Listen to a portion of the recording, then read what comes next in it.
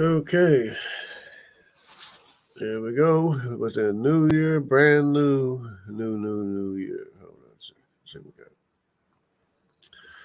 Well, I hope everybody's doing good. We've had an interesting past few weeks. Dr. Jensen came out with a video that was very good, I thought. He's talking about different, rates of mutation and things like that. Um, it's a good review, going over some of the stuff. But I thought it was pretty good. Didn't he didn't talk about the out of Africa too much or anything yet. Donnie had a discussion with out of Africa with Grayson, but Grayson is not too well informed on the out of Africa because I spoke to him. He was thinking that the number of mutations are what proves the out of Africa. He was going on that. And I said, well, no. I was trying to explain to him the different S&P markers and stuff and where the root of the tree, and he didn't seem to understand that very well, that Neanderthals and Denisovans are connected to us by way of the root of the tree, according to the claim. I didn't even get that far. I didn't even get far enough to establish that Neanderthals, according to his claim, are supposed to be connected to the root of the tree. But so I couldn't even finish my point that I was trying to make because he wouldn't listen. He thinks, it's one thing if you don't know, what the facts are or whatever, just say, well, I'm not too familiar with that, and maybe you could tell me about it. Maybe we'll learn together. Maybe we'll disagree. Maybe not. But to sit there and say like he knows what the out of Africa thing is, and he thinks it's about mutations, or the number of mutations, or what they call genetic diversity, that's not the out of Africa claim. The out of Africa claim is the S&P markers that connect lineages, that tie lineages together, that tie all the lineage together. So hopefully, if I ever get to it in this video, I want to bring up a new discovery on the breakup of the continents. It's really not a new discovery, but it's new as far as thinking about and considering the fact and explaining things about the breakup of the continent and stuff like that. So if I get through with this part of it here, explaining this out of Africa thing here, or basically I just go over what a conversation I had with Grayson. He was trying to tell S&T he was trying to tell Donnie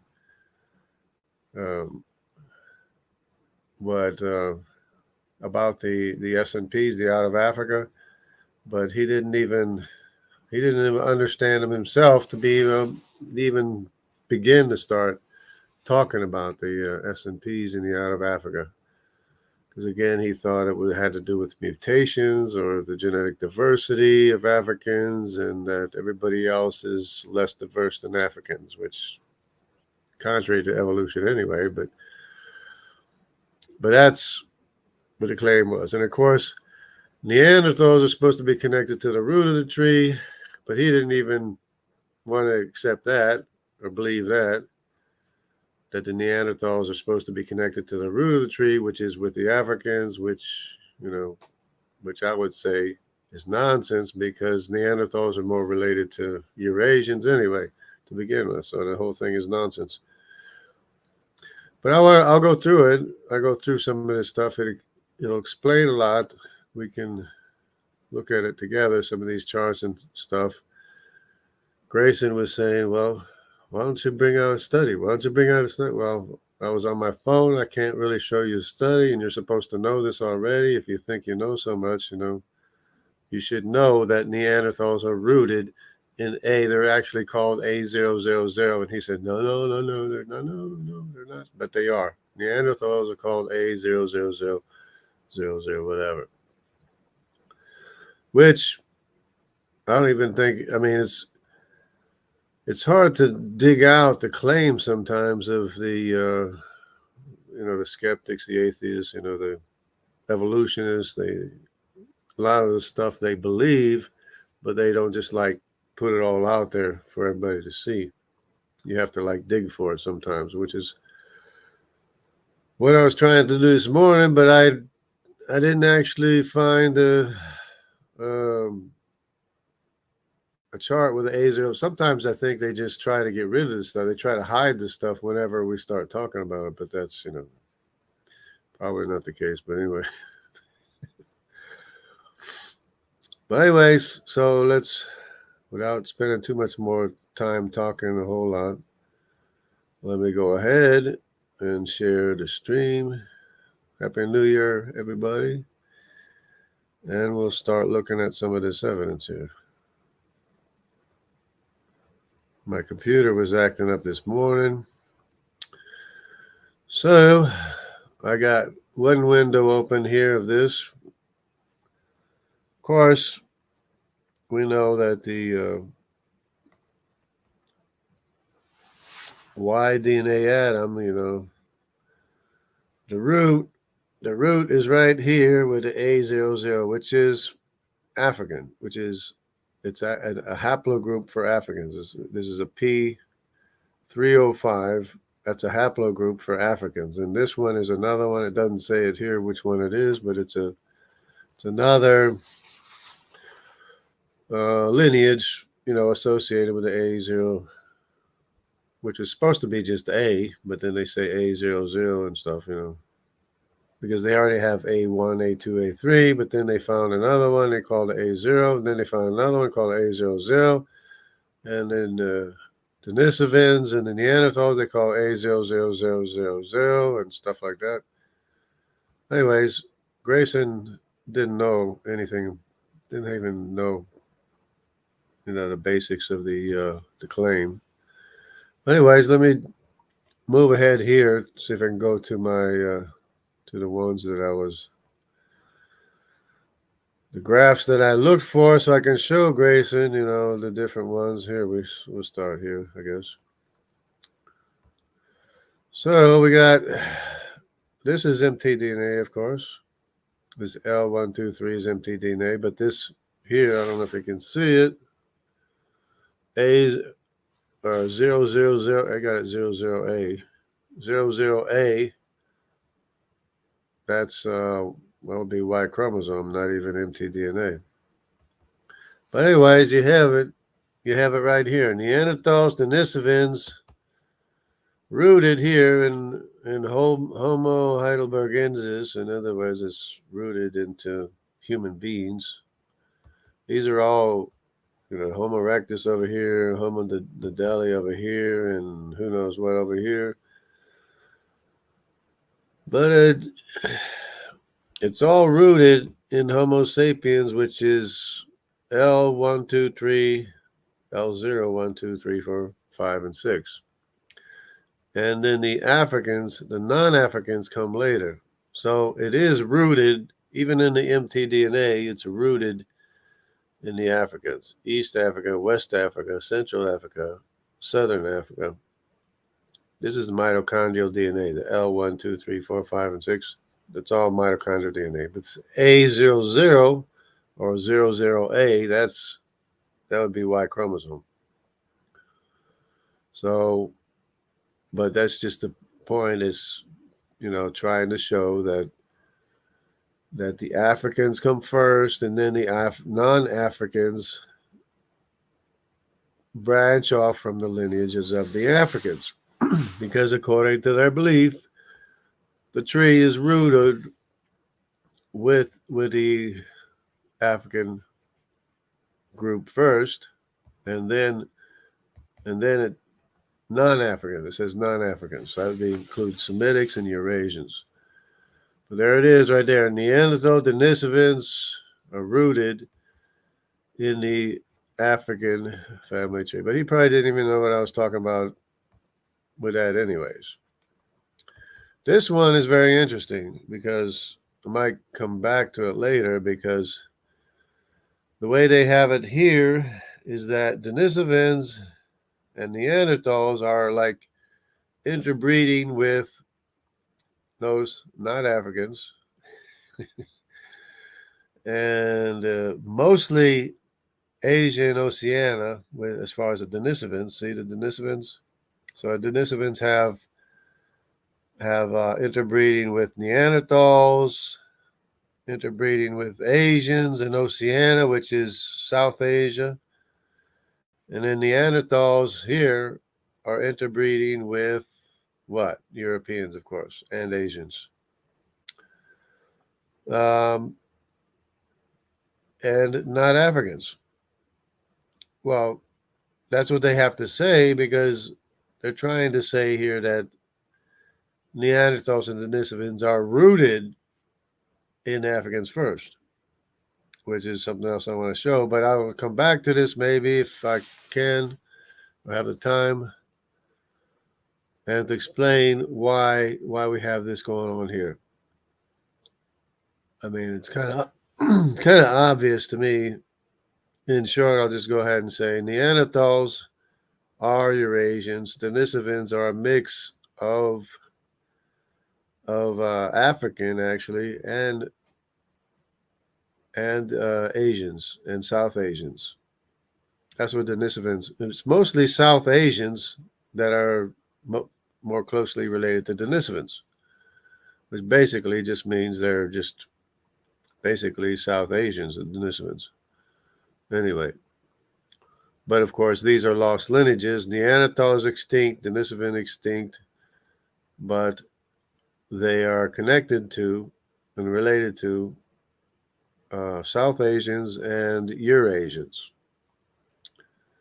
And Denisovans are related to Africans as well, but they're not really admitting. That's not showing up here. They're not really admitting that right now, but they are.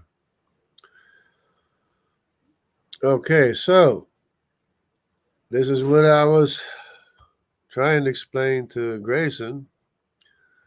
So we have a common ancestor here, Neanderthal branch of Y chromosome haplogroups. Okay, Neanderthal demise. You got EDCB. I don't know what this EDCBA is about. That must have had to have been there to understand what they're talking about there. But the Neanderthal demise, these probably mean different Neanderthal people they found or something, whatever. But anyways, they're connected to a common ancestor, which is rooted where? Where is it rooted? Rooted in A and B. Right here. Actually rooted in A, not even B. So Neanderthals have a common ancestor that's rooted in A. And Grayson either didn't know what I was talking about or acted like he didn't know what I was talking about. But so I was saying, well, where are they rooted? If they're not, they're humans and they're connected to us. How are they connected to us? Where is the rooted? I said, it's got to be Africans. Said, well, where is it rooted? He says, they're not rooted. Yeah. But anyways, you'll figure it out, I guess, sooner or later, whatever. But there you have it right there. Neanderthals have a common ancestor where the root is in the A branch. This is a claim, all right? This is a claim. The claim is that the root is in A, which is not, because Neanderthals have more in common with these lineages way over here, K, L, M, N, O, P, Q, R, S, and T. Repeat again, Neanderthals have more in common with Eurasians, which are all the way over here. That's why they're trying to say that there was interbreeding between Neanderthals and Europeans or Eurasians. Of course, Europeans have maybe about half as much Neanderthal DNA as the Asians do. Asians have, it doesn't even show Neanderthals having something in common with, well, it does by way of Europe. But Neanderthals have more in common with Asians than they do Europeans, but it's just a little bit more. And the Europeans have a little bit less Neanderthal than the Asians.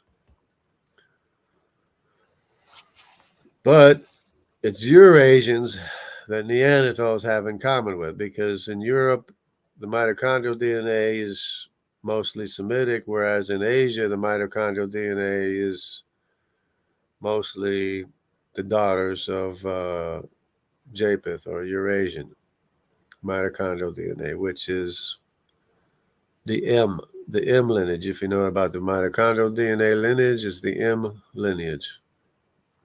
And the N lineage would be the lineage of the Semitic lineages for mitochondrial DNA. So there it is right there. Neanderthal is connected to the root, whereas A, which is A. Right there, right there. Neanderthals are connected to A. Right there. That's the claim. But, you try to pin people down, nail them down as to what they believe, and they don't even, either don't know or they don't want to admit what they believe. Here again, Denisovin, Neanderthals, and Cima de los Huesos, which is above the bones or whatever. I don't know what that has to do with, but it must be some other bones they found that are similar to Denisovans and I guess more distant than Neanderthals or something. But they're all rooted where? They're all rooted with the A, with the Africans. And then notice how the Semitic people aren't even in here. Semitic people are totally missing from it. It says Asians and Europeans, which Semitic people are probably here somewhere, but of course they are. But somehow it's left out of this diagram here. They didn't think it was important or something. But anyway, so there we have it again.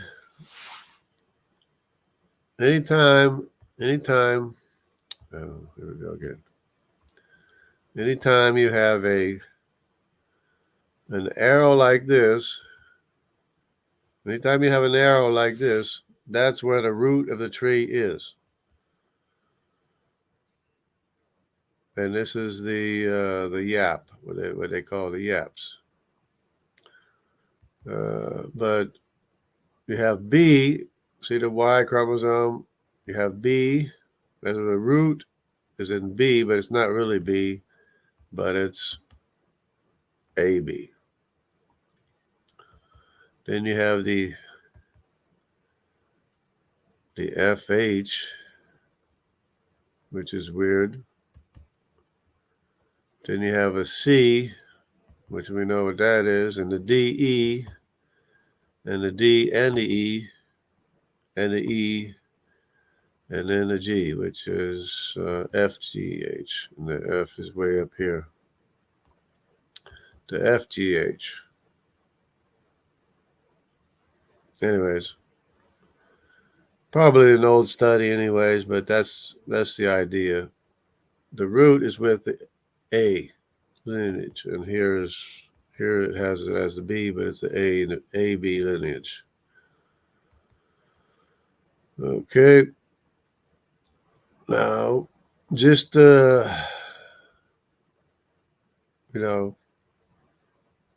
emphasize the point again. Where is the root? Where is the root? Where is the root? Oh, there's the root. There's the root right there. Root A, B, and then you have the BT. lineage, the CT, which I was explaining to Grayson, and the CF. Now, what all these are SNPs. These numbers here are numbers of SNPs. This is P143. Okay. The CF, that's the one that Nimrod has in common with the rest of the world, excluding the B, excluding the D and the E, because, well, this is weird. Why does it have BT going through DE and the CF is over here? I guess it's just, I don't know why they did that. I guess they're just showing the S&Ps or something, the markers. But because the BT is supposed to be B through T, which goes through C. It goes through C and through F and through IJK. These are the important ones. The important SNPs that tie the lineages together are the IJK and the CF. This CF is what ties the three lineages together, but they're trying to make it look like there's one descended from the other. But it's not the case. Nobody's descended from anybody. I mean, Semitics aren't descended from Africans, and Eurasians aren't descended from Semitics. It's just nonsense. But these are the SNPs that they use to tie the three lineages together. Of course, there would be the three sons of Noah. So it's a CF ties the Hamitic population with the Semitic population, which is FGHIJK. And then the IJK SNP, these SNPs here, are what connect the Semitic population to the Eurasian descendants of Japheth descendants. But it's interesting how they have this totally separate. I don't know why they have this BT totally separate here, because the BT is supposed to be B through T, meaning everybody over here has these SNPs BT.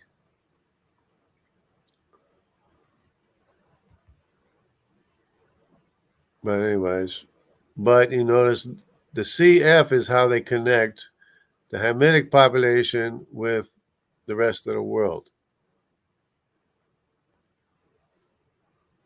So that's the claim of the out of Africa belief.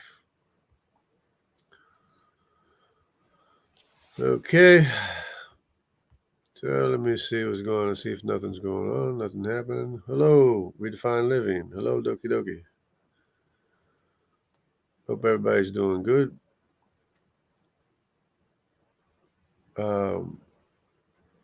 So I was having a discussion with Grayson, but he doesn't seem to know very much about the claim, the out of Africa claim. He thinks it has to do with mutations and diversity of the African population. I guess we're less diverse than the rest of us. Anyway, I like the visuals, yeah. Yeah, I got my coffee here somewhere. I got coffee.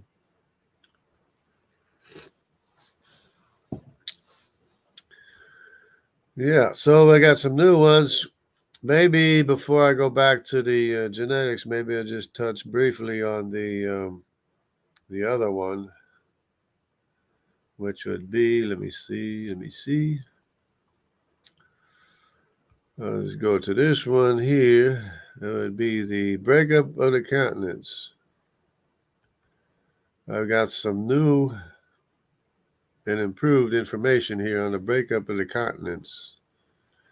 Exciting new evidence, which is like I stated earlier, is not really exciting in news. Just an old information that just makes more sense now. So we know that these continents are all connected here from fossils that are connected. And of course, fossils are in the sediments deposited by the global flood. So the sediments line up, the fossils line up. They're all connected all the way through these continents. India and all these, they're all connected. These fossils line up here. This plant fossil line is connected to all 5 continents: Australia, Antarctica, India, Africa, and South America. Oh, yeah, this plant here connects all 5 of them. And these creatures connect a few more together. So that's the geological evidence and fossil evidence of the breakup happening after the global flood deposited the sediments and buried the fossils together. Okay, that's that. And there's other evidence too. I hope I got it here. But anyways, there's here, this one. There's also the glacial evidence. And of course, the glaciers accumulated on top of the sediments deposited by the global floods. So you have, in India, you have glacial striations going south to north. Australia, you have going south to north. Africa, south to north, or actually, this might have been the center here at the time. South America, basically south to north or whatever. But what happened when they broke apart, because it probably became unstable here, as someone suggested to me, especially with the accumulation of ice, the Earth was probably literally wobbling. It's probably wobbling as it turned. So there could have been another cause, there seems to be strong evidence there was another cause for the breakup, because the lifespan of people was cut in half a second time since the global flood, which is another, circumstantial evidence, you might say, or something. But what happened is that whatever caused the breakup, everything, all this landmass was located at the South Pole, which I believe even Asia was up here. They don't show Asia here either, but Asia was more than likely right here as well. So what happened was everything went north from where it broke apart. India went north from where it broke apart. Australia went north. South America went north. Africa went north. And in so doing, you ended up with what you have today. So the new evidence, remember, I was saying that, you have the instantly frozen mammoths and elephants and animals and everything. But that's not the only evidence. There's also evidence of, not everything was instantly frozen. Some of this stuff was rotted and buried, and a lot of it was buried, which I got to thinking. I was thinking, well, that's evidence too, because what happened is as these continents are pushing north, it's going to raise the sea level, and you're going to have tsunamis that inundate the land and bury all the animals. And that's exactly what happened. Now we know the rest of the story. So all these animals, including bears and all kind of crazy things, they're finding that were completely buried, and a lot of them, of course, are rotting. they weren't quick frozen, but they were totally buried. And nobody knows why. Nobody knows why they were buried. Nobody knows why it became permafrost. Well, it's because these land masses were shoved up north into the Arctic, and that's what froze everything. After they got buried by tsunamis, by the rising sea levels from the continents being shoved north. It's not too complicated, really. But this is real evidence. You can't hide it. You can't cover it up and pretend it doesn't exist, because the Bible actually says that the earth was divided in the days of Peleg, which is 100 years after the global flood. And here we see it right here. We see the earth being divided right here. 100 years after the global flood, this is what happened. Asia went north from centrifugal force. India went north, centrifugal force. Africa went north, centrifugal force. South America went north, centrifugal force. And in so doing, instantly froze a lot of animals while they're eating tropical vegetation. Other ones were just buried, because I've heard some creation scientists say, well, they all weren't quick frozen. Some of them were buried. And yes, they were all buried. A lot of them were buried by, obviously, tsunamis that just inundated the land and buried everything, all the ecosystems and everything. So, that's more support for the breakup of the continents 100 years after the global flood. There we see India covered in ice, Africa covered in ice, South America covered in glaciers, even Australia covered in, glaciers partially anyway. So that's what happened. Of course, later all this ice melted. Obviously, it's not there today, but in the Arctic, you have all these ecosystems that are either frozen and or buried and then permafrost frozen, and now everything is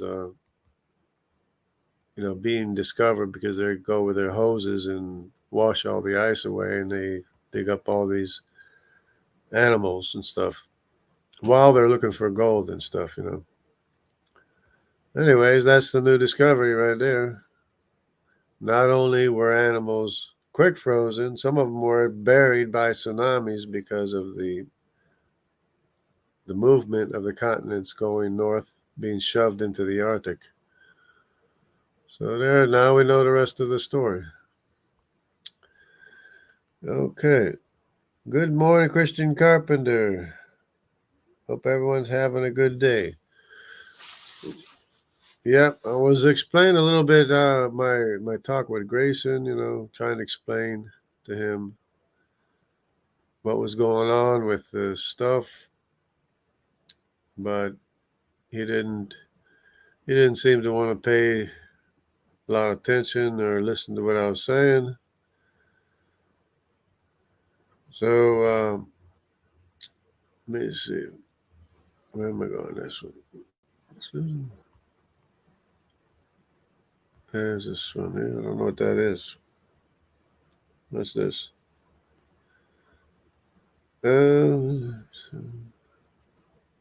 That's a photo.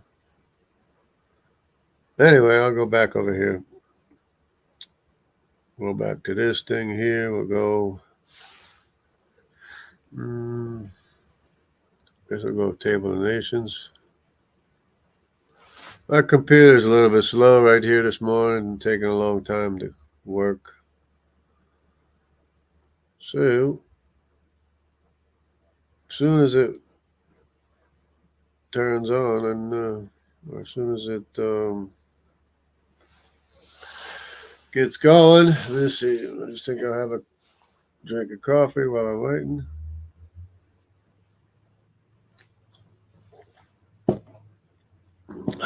Wow, it's really slow, isn't it? And it tries to do updates and all kind of crazy things, weather updates and stuff, especially if I haven't been using it in a while. A whole bunch of stuff. There it goes. Wow, that took forever. No, this is going to take forever too.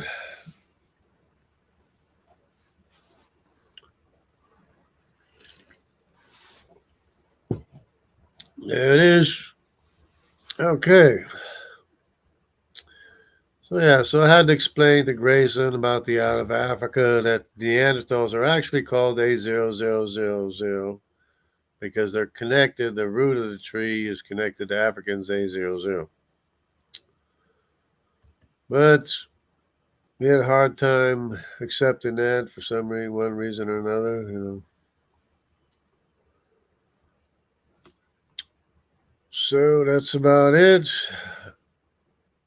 So, there was one thing with when I was talking to Kent Hovind last night. I asked if the who was the oldest and who was the youngest, and Kent said that Ham was the third son or something like that, and I said no, he was the youngest son. So Japheth is the oldest one, Shem is the second born, and Ham is the youngest son, the third son, youngest son. And the way that the out of Africa ties these three lineages together is by way of Nimrod, the CY chromosome. That would be the CF. And Arpachshad is the IJK. Arpachshad is the oldest son of Shem, or Arphaxad, or Arpachshad. I think Arpachshad is a more original pronunciation, so I say Arpachshad. Because that's the way it used to be spelled for us old timers, right here.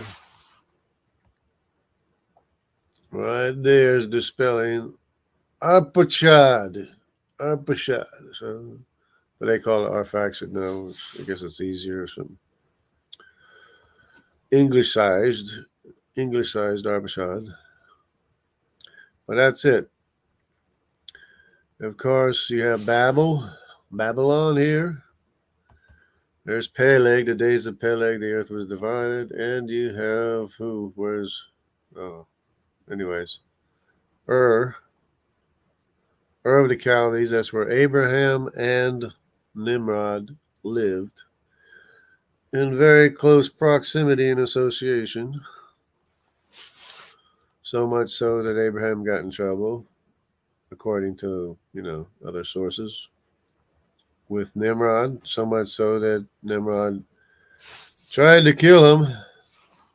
So, story goes that Nimrod tried to kill Abraham because he broke up the idols that his father Terah was making for Nimrod, apparently.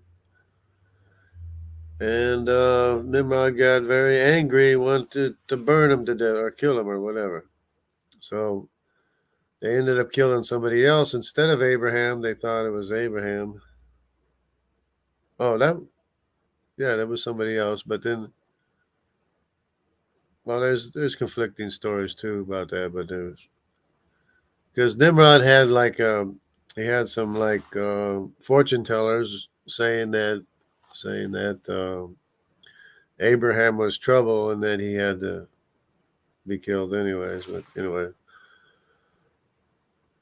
because it said the oracle, whatever, for Nimrod said that one of the descendants of Abraham would kill Nimrod.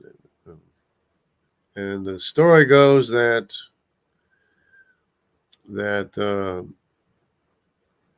Ishmael, not Ishmael. No, it was Jacob's brother Esau. Esau later, according to legend, killed Nimrod. But anyways, that's, take it for what it's not worth or whatever, Okay. And so the root of the tree is here with an LO. See the LO? Remember that other diagram I was showing? The LO. The LO, the 1, the 2, and the 3. That's where the root, this, of course, this is mitochondrial DNA. But they want the root of the tree to be right here with the Africans. For Neanderthals and Denisovans, which makes no sense at all because Neanderthals have more in common with this group right here, the mitochondrial DNA, which is C, D, G, and M. But supposedly what they want to say is that this group came from the L group, and then the N group, which is N right here, the N group came from the Eb group. So what it is L, M, and N. That's supposed to be the order of descendancy. The only problem is that when you go to the Y chromosome, you got the African group right here, goes through the, it's connected and goes through the Semitic group first. So the C, Nimrod, is connected to this F. They call it the CF, which means C means F and everybody else here. He's connected to them, but it passes through the Semitic population before it passes through the Eurasian population. And over here in the mitochondrial DNA, it passes through the Eurasian population descendants before it's passed on to the Semitic daughters of Shem. So it doesn't even make sense that way. It's not even making sense anyways, which I tried to point out a long time ago. That's, with the Y chromosome, it goes from the Hamitic group, then to the Semitic group, and then to the Eurasians. But with the mitochondrial DNA, it goes from the African group to the Eurasians first, and then to the Semitic populations. That's why it's L, M, and N. And these other, I guess the other letters are just arbitrary or whatever. So, and a lot of people were wondering about the K. They think the K is a group by itself, but K is actually a lineage too, because Italians have 8% K here.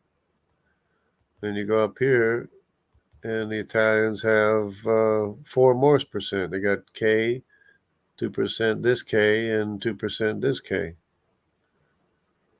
And this is Y chromosome, of course. So that's why I signed K as Tubal, because it's in Italy, which was the original location where Tubal was known to have been originally, or gone at one time. At least some of the descendants of Tubal settled in Italy, one of the first ones to be there, and they're still there. 8% of central Italy is still direct descendants of Tubal, which is really amazing to me. So, since we're talking about Denisovan allele frequency in Neanderthal, of course, we have the Denisova cave, and I don't know how many other Denisovans they found. Supposedly, they found more Denisovans. I don't know. But as far as I know, the only information for Denisovans that they had was a pinky finger of a female, which doesn't even have a Y chromosome.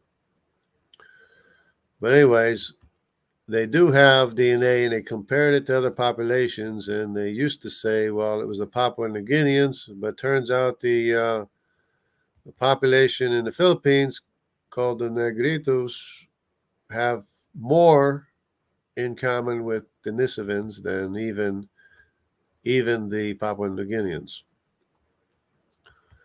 So, take it for what it's worth. As far as I'm concerned, it's a mixture of Hamitic population and the K lineage, which K is in this area as well. K is in Australia, K is in Papua New Guinea in the form of M and S. And but it's really the same ancient lineage as K, the M and the S.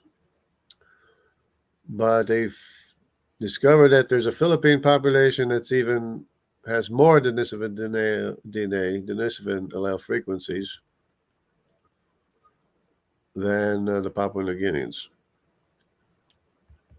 So to me, it's Eurasian mixture with a Hamitic mixture, both in the Papua New Guineans and the Negrito Philippine population. And the interesting thing to me with the Denisovan allele frequency is that the cold areas, which these are the cold area means lacking Denisovan allele frequency. The cold areas are the Semitic populations. This appears Semitic. This appears Semitic. Europe is more Semitic. Of course, Africa is not even showing because for whatever reason they don't have any samples in Africa. But we do have the autosomal African DNA in South Asia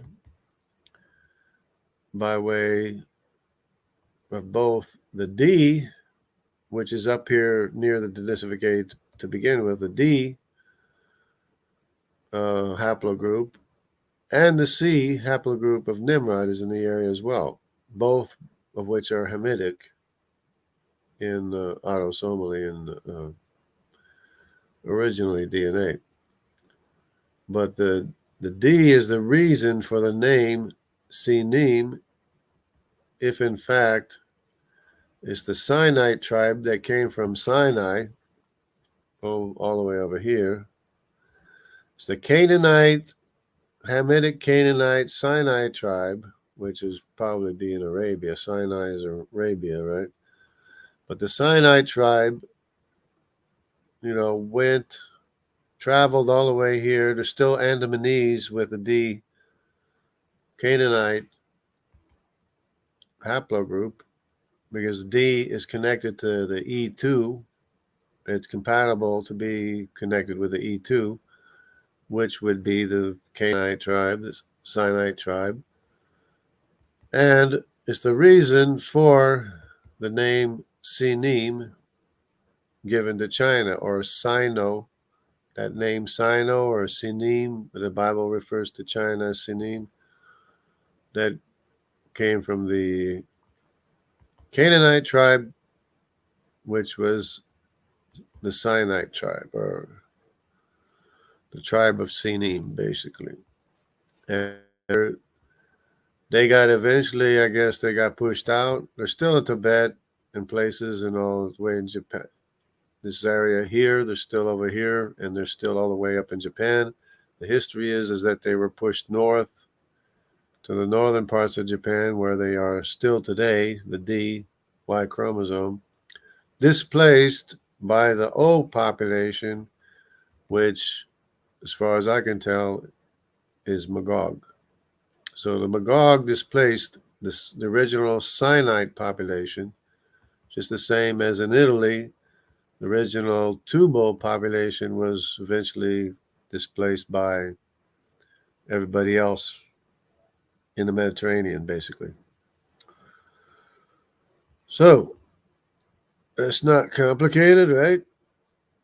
Okay, here's a contrast between Neanderthal and Denisovan. Neanderthal, of course, being Eurasian and not African, and not Semitic either. Neanderthals are neither Semitic nor African. Denisovans are African and Eurasian. That's the only thing I can figure out. And that's why they have the cross pollination between the groups, which is not really pollination. I'm just saying it. So this is good for Grayson right here, which I already explained to Grayson, that this is the mitochondrial DNA. haplogroups in the world, then you don't see mitochondrial DNA diversity in Africa. You see it up here because of all the commerce, but where's the most diversity? The most diversity is right here in the basically where the ark landed. That's where the most diversity is, and as you go out to the edges, you have less diversity, right? Less diversity out here, less diversity there. Everywhere you go on the edges, it's all less diversity, right? Less diversity there, less diversity of haplogroups there. And that's what Grayson's whole main argument was, is that there's more diversity in Africa, and that's why everybody else is less diverse. Well, not in the mitochondrial DNA and not in the Y chromosome either. But his idea, Grayson's idea, is that the diversity is from the mutations. He says more mutations equals more diversity. I mean, that's an evolution mindset to begin with. But they can even have diversity because, I mean, from all the mixture, but they are not more diverse as far as the rest of the population because they don't have all these other lineages in their population. So how can they be diverse if they don't have all these other lineages from the Semitic population and the Eurasian populations? It just doesn't make any sense. So that's not a very strong argument. It's not a very strong out of Africa argument. Here's the Y haplogroups, same thing. Y haplogroups not diverse in Africa. See this red thing here? That's Mediterranean R1b. If it wasn't for that Mediterranean R1b, which King Tut was an R1b, by the way. If it wasn't for that, there's hardly any diversity here at all in the African population as far as the Y chromosome is concerned. Same thing up here.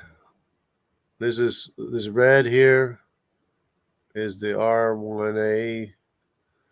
The other one would be, the R1B.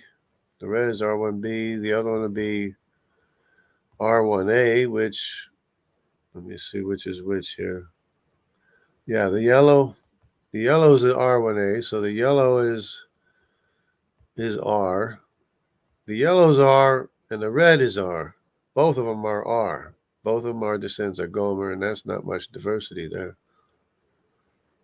And then the other ones would be I, which is Semitic population. And the green is probably J. So the green is J. Light green is J. Oh, they got the K. Dark green K. Oh, wow. That's interesting. And of course, we have K over here in Papua New Guinea, right? As I said, that's no surprise. And we have, this is the surprise here. Look how much K there is up here. This K is all tubal, by the way. So up here, this dark green up here in Italy, there's that dark green sliver.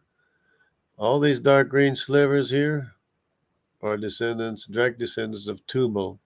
And as you go all the way out here, then there's more direct descendants of tubal, and as I said before, which is not showing up here, but the M and the S, which is this orange color here, and the S is not showing here. But this orange color here is the same, it's a branch off from the K as well. So both this green is tubal and this orange is tubal as well. So it's really the same lineage. And of course in Australia there's K, and this pink would be C from Nimrod's descendants, which are also all the way over in America. Oops, did it again. This, here they are up here. These seed descendants, this pink color in America, that's the seed descendants of Nimrod, and of course they go all the way down to South America as well. Seed descendants are all the way in South America as well.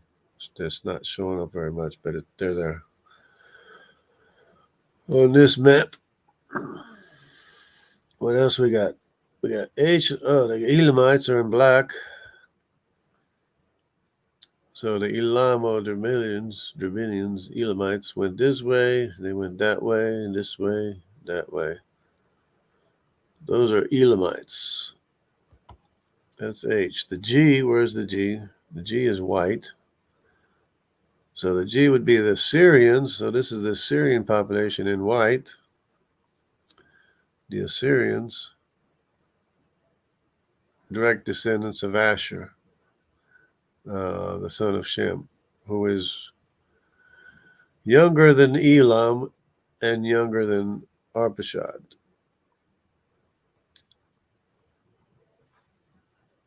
Okay, and then there's G and H, and then there's the F. Did I talk about the F? No, I didn't talk about the F. But the F would be Aram. But then the way it'd be kind of hard to see, but F would be the Arameans. This gray color would be the Arameans or Lydians. So, and up here there's an F there. Be the Arameans and Lydians. Over here, a little bit of gray. They're the youngest sons of Shem.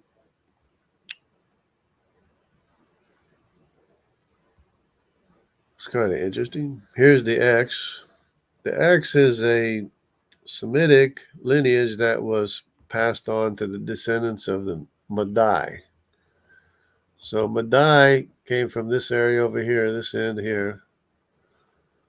And Madai descendants went all the way up into Europe over here. And this X lineage is a branch off from the W and the I. So the X is part of the lineage of the W of the Medes, of the Madai, who settled in this area as well and was in Europe. Of course, the Medes was an empire. They went that way as well. The E is in ancient Europe as well, if I remember right. It would be that'd be the Elamites. The Medes would be Q. So the Q is up in this area as well, which is the descendants of the Medes. And there's the X in the Middle East Galilee, near Phoenicia. And the X is also in the same lineage of Madai, or the Medes, which is the Q, which is in America too, is also in the area of the copper mines of the Great Lakes, and which makes sense if they were mining copper.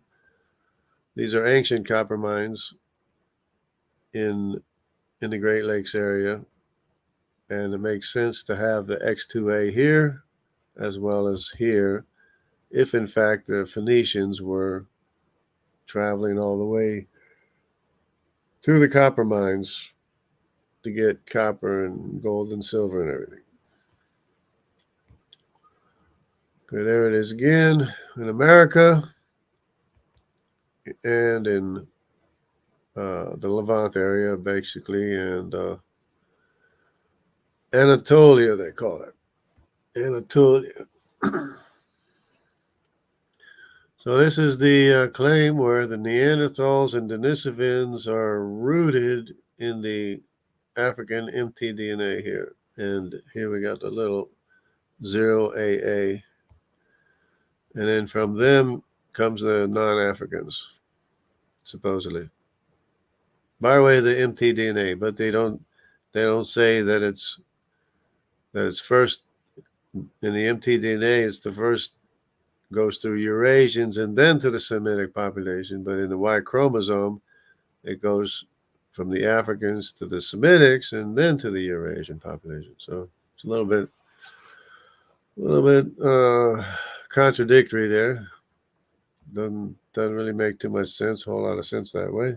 But of course, it makes all the sense in the world if you know who the people are. So back to this chart here, as I was saying, that it makes sense for Neanderthals to have more in common with Europeans and Asians.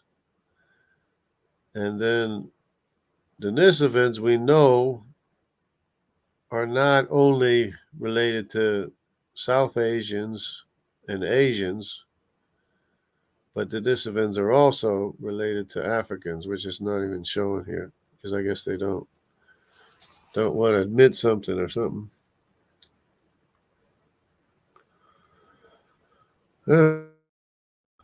But just to bring the point home, is Neanderthals branch here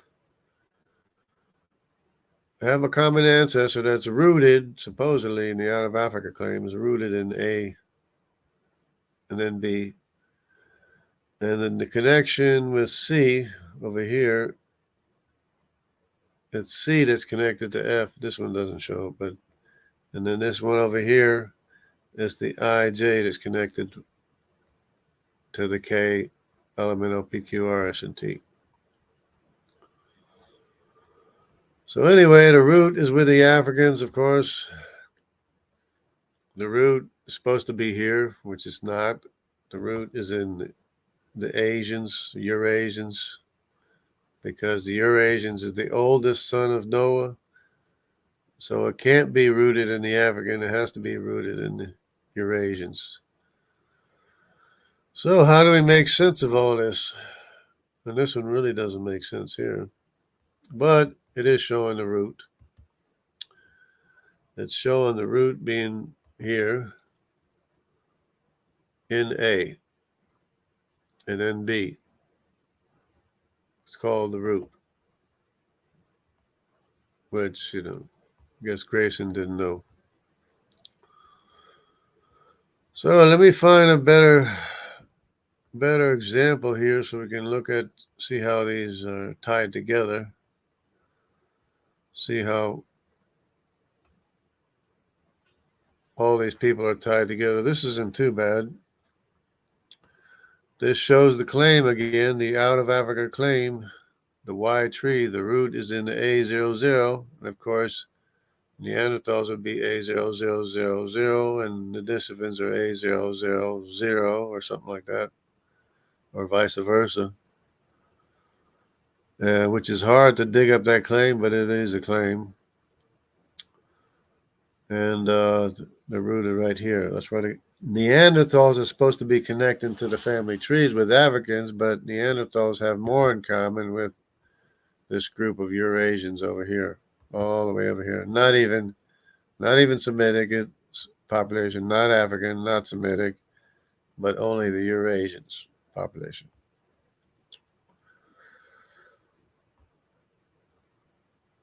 Okay, this H is of the H is of the Elamites. So that's this H up here. So this is presumed haplogroups of ancient Europe. Notice the presumed haplogroups of ancient Europe. Of course, the G is missing here. The G should be in here too somewhere. To have the G all the way down here where it originated from in Assyria. Of course, Assyria is not to be confused with Syria, because Syria is the Arameans, which is another Semitic lineage, which is not Assyrian. It's not descended from Asher. Asher is descended from G, or the G descendants. The F descendants are a descendant of Arameans, which are the Syrians, not Assyrians. But at any rate, we have here in Europe the C haplogroup and the H and the I. These I are supposed to be ancient, Europeans or whatever, but also you have the C. Who's the C? The H is the Elamites. The C is who? C is the descendants of Nimrod. We're all the way in Europe, which explains why the original ancient Europeans were darker. They're the direct descendants of Nimrod, who is Hamitic. So that explains that pretty good. So, stuff doesn't make any sense at all unless you understand who's who and who went where and follow the Y chromosomes wherever they went. So, first goat herders. They climbed down the trees, started building megaliths, and herded goats at the same time, and became farmers and began building megaliths right after they climbed down out of the trees and stuff like that. According to the claim, according to the Out of Africa claim,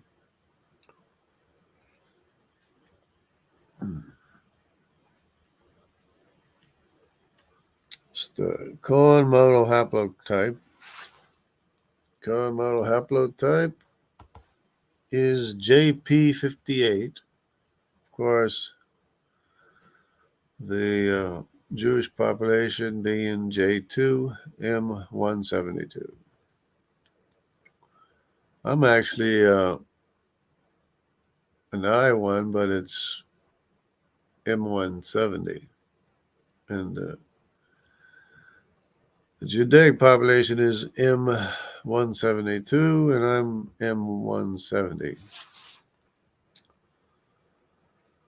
This map is very good because this map shows the mitochondrial lineages. Of course, you have the L lineages here. You have the M lineages and then the N lineages. So you have the L, the M, and the N. But these R lineage here breaks off from the N, supposedly. But this R lineage belongs to the same lineage as the N. It's just that it breaks off from the very beginning. Because what happened is that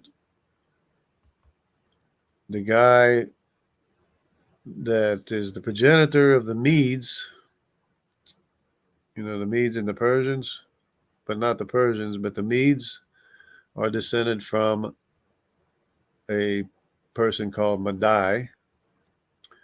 This person apparently didn't have a wife, and since the Eurasians have a lot of brothers, there's 7 Eurasian brothers, including Madai.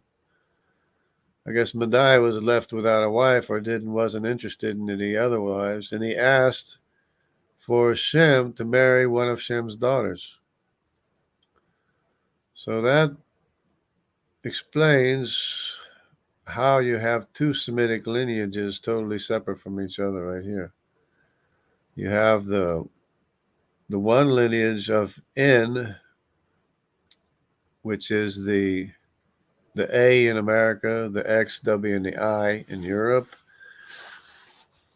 Because, as it turns out, the Q descendants of Madai both went into Europe, where the X, W, and the I is, and the descendants of Madai, the Medes, also went all the way into the Americas.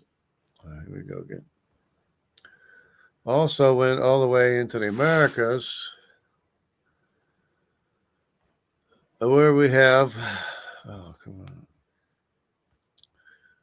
where we have the A lineage. See, the A lineage, the X, W, and the I and N is all the same lineage. The Y lineage, the S lineage down in Australia. But everywhere where Madai went, which is Europe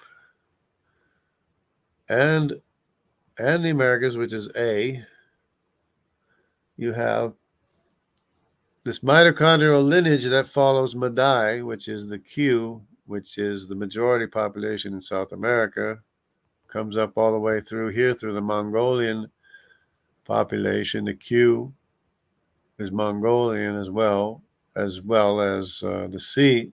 The C goes through here too. I mean the CY haplogroup goes to America as well. You have the CY haplogroup.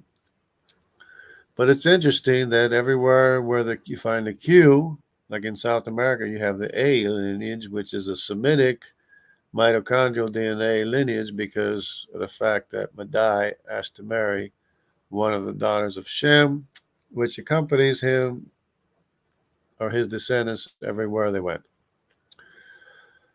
And then we have the Middle Eastern Semitic lineage, which is the R lineage here, which is branches off from the N, the R, the same thing. It goes up into Europe, it's represented as V and U. In Portugal, it's like U or something, VU. In the rest of Europe, it's H, most of it's H. But turns out 95% of the European population is a Semitic lineage of mitochondrial DNA. Even so, in spite of that, the European population still has Neanderthal DNA. Interesting. So, who has more Neanderthal DNA than the Europeans? Well, the Asians have more Neanderthal DNA. And they don't have the Semitic mitochondrial DNA. Because it turns out that Neanderthals are not Semitic, they're not African, but they're Eurasians. And it turns out that the Europeans with the 95% mitochondrial DNA that's Semitic has about half as much as the Eurasians. But both Europeans and the Asians are the ones with Neanderthal DNA. So now you know the rest of the story. And of course, then you have the Asiatic mitochondrial DNA, which is the M lineage. So it's L, M, and then N, and then R. But which is backwards contrary to the Y chromosome, which is you have the Hamitic, then the Semitic, and then the Asian or Eurasian. But in the mitochondrial DNA, the Eurasian lineage comes first, but it's smaller population, less of a lineage than the Semitic mitochondrial. The Semitic mitochondrial lineage is like everywhere in the world for other reasons. This B lineage went to America for another reason, which I believe this B lineage came down around India and went to the Philippines, and then from there went on up around into America. But I don't believe they went up through here, the north. I believe the B population went to America by way of the Pacific Ocean, because that's what seems to be the evidence. There's no B populations in this area up here, but that's what they're showing. But anyways, this B is Semitic as well. The C and the D is Eurasian, the daughters of Japheth. The C and the D is the daughters of Japheth. It's Eurasian mitochondrial DNA. Of course, you have the A here, which is Semitic, but you also have the X, Remember the X? The X is from over here. Somehow that X ended up over here as well, which is also Semitic. So that's kind of interesting. But I like this one because it separates the lineages pretty good, showing the difference between the Asiatic mitochondrial DNA. It even shows the difference between the Asiatic Semitic lineage, what I sometimes call the Asiatic Semitic lineage, and in the Middle Eastern Semitic lineage, which includes the B, which also went to America. But of course, the Semitic lineage is 95% of the European population has Semitic mitochondrial DNA. For whatever reason. But it's, the same lineages as the Semitic mitochondrial DNA. I mean, of the patriarchs in the Bible. Of course, mitochondrial DNA lineages don't change as much as Y chromosomes lineages change. Y chromosome lineages change more, have more mutations, so there's more lineages, but still, it doesn't lie. It is what it is, doesn't lie, and it explains everything. To me, it explains everything. It explains why and how this Semitic lineage of mitochondrial DNA got in Europe, because the one that asked to marry one of the daughters of Shem, his descendants went to Europe. Not only did they go to Europe, they went all the way to America, and that same lineage follows him all the way to America in the form of A. And of course, X got there, which is the same lineage, but the X is supposed to be from over here, but somehow got into the Great Lakes region of North America. Probably because of the Phoenician traders in the days of King Solomon that controlled the Mediterranean trade, controlled all of the passageways all the way to America, and the copper mines, which are ancient copper mines in North America. Which explains how the X got there. And it's not only the mitochondrial DNA X that got there, it's some Y chromosomes got there as well, which I've explained before.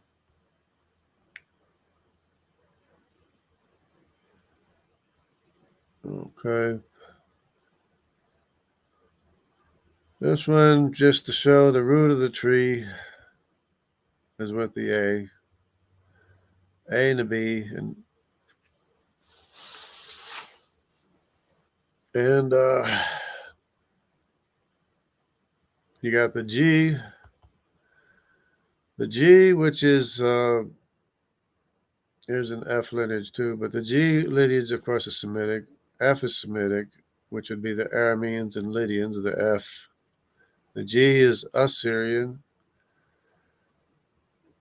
And the Jewish people have the G in their population too, but it's a specific G lineage of the Assyrian population because of the fact that Israel was kicked out, even Judah was kicked out north to the land of the Assyrians. Plus, it's a possibility that Abraham's helpers could have been Assyrian descendants as well, which may have become part of Israel as well.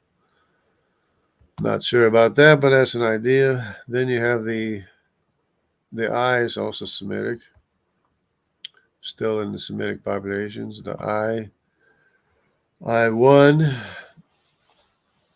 I1A.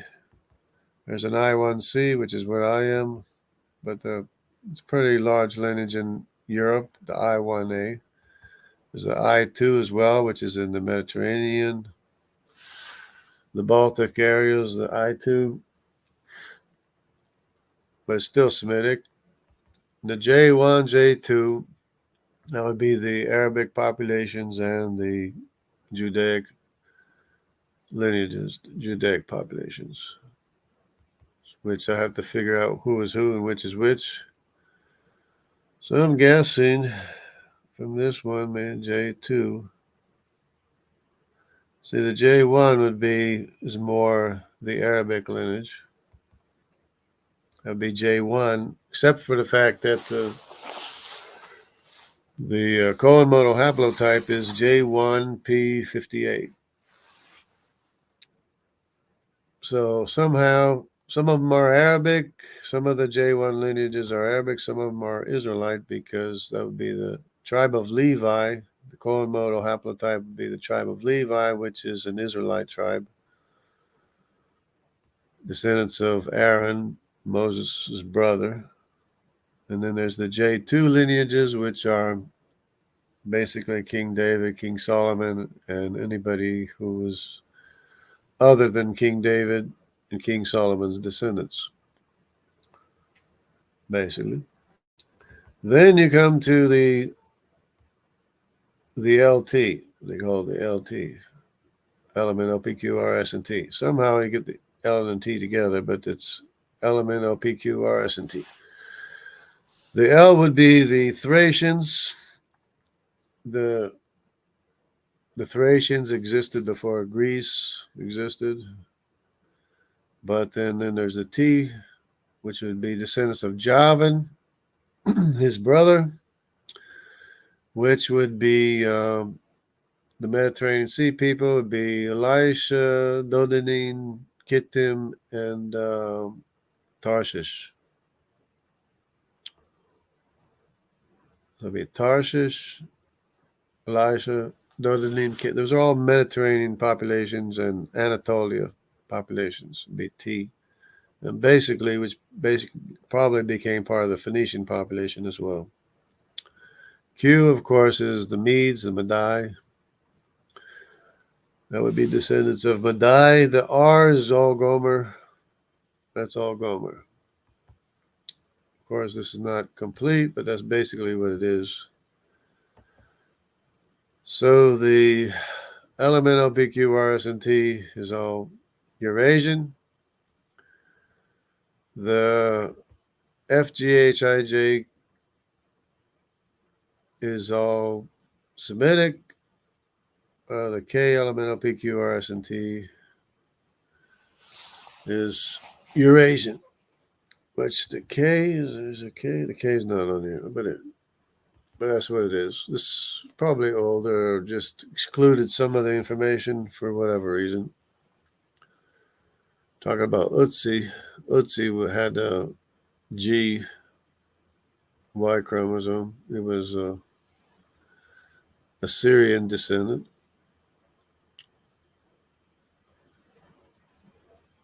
So the G, remember the G and the H?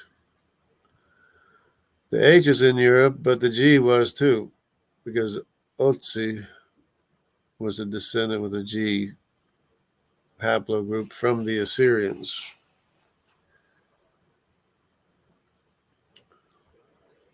Okay.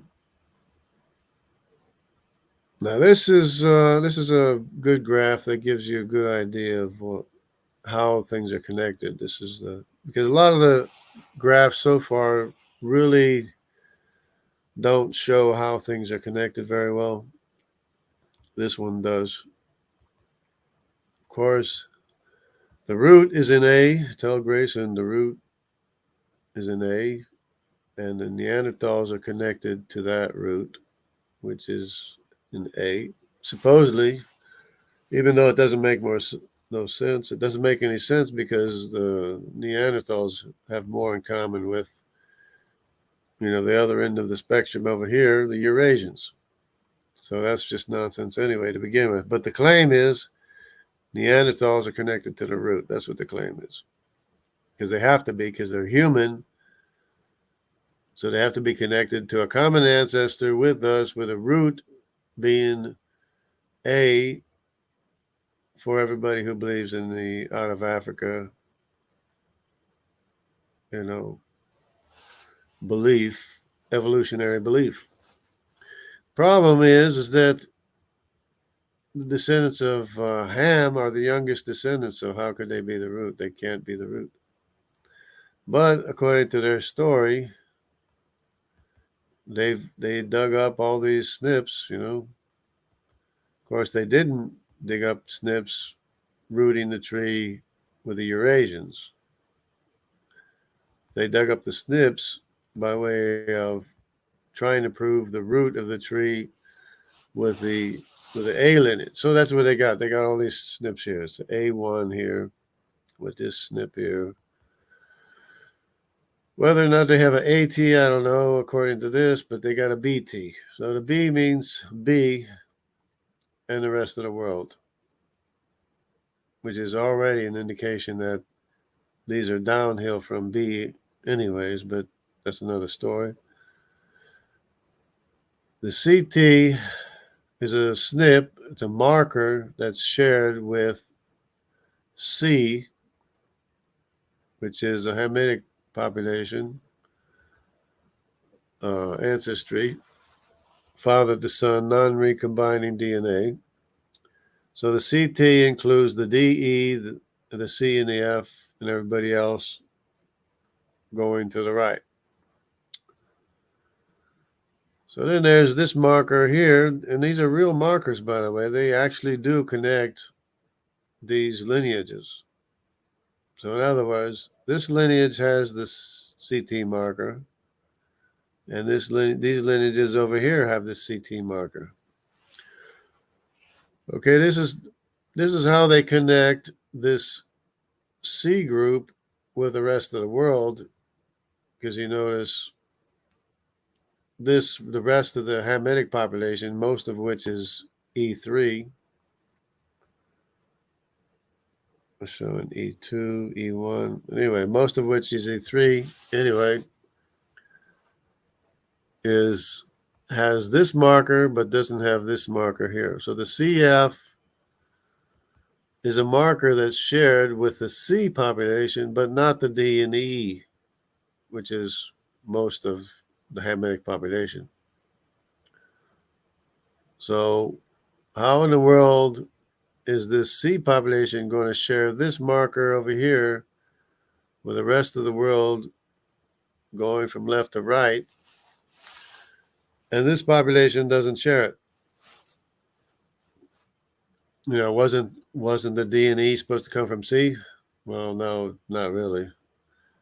But the C does come from the B, though. The C comes from the B, and they're using this marker here to say that the D and E came from C, but D and E didn't come from the C.